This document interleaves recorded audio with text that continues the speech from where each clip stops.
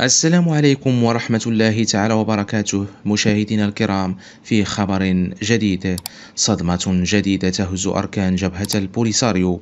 اليابان صاحبة الكلمة المسموعة في الساحة الدولية وجهت رسالة صارخة لا تحتمل التأويل. في قمة تيكادا التاسعة وأمام أنظار العالم جاء القرار الحاسم: لا مكان لكيان غير معترف به على الطاولة الرسمية. تفاصيل الحدث تكشف الكثير عن موازين القوى الحقيقية في إفريقيا والعالم.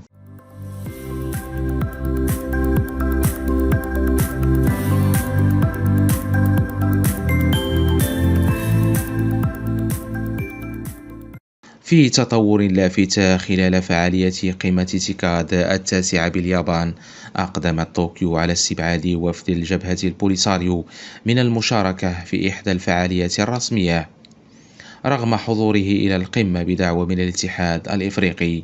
الحدث المعني كان جلسة خاصة بأجندة الشباب 2025، حيث أكدت اليابان أنها جمعت ممثلين عن الدول الإفريقية 54 فقط، إلى جانب منظمات دولية وجمعيات شبابية إفريقية.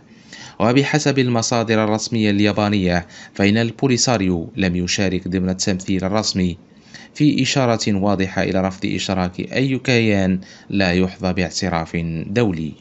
هذا الموقف يعكس بوضوح حرص اليابان على حماية الطابع الرسمي للقمة والالتزام الصارم بالقانون الدولي، حيث لا مجال لفتح الباب أمام كيانات انفصالية تفتقد للشرعية. كما أن استبعاد البوليساريو من هذا المحفل الدولي يوجه رسالة غير مباشرة إلى المجتمع الدولي: مكانة الدول تبنى بالاعتراف والسيادة لا بالشعارات.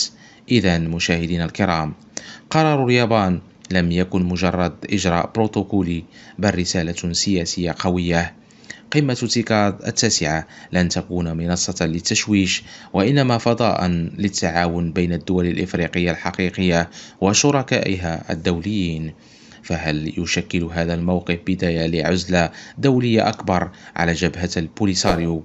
الأيام وحدها كفيلة بالإجابة.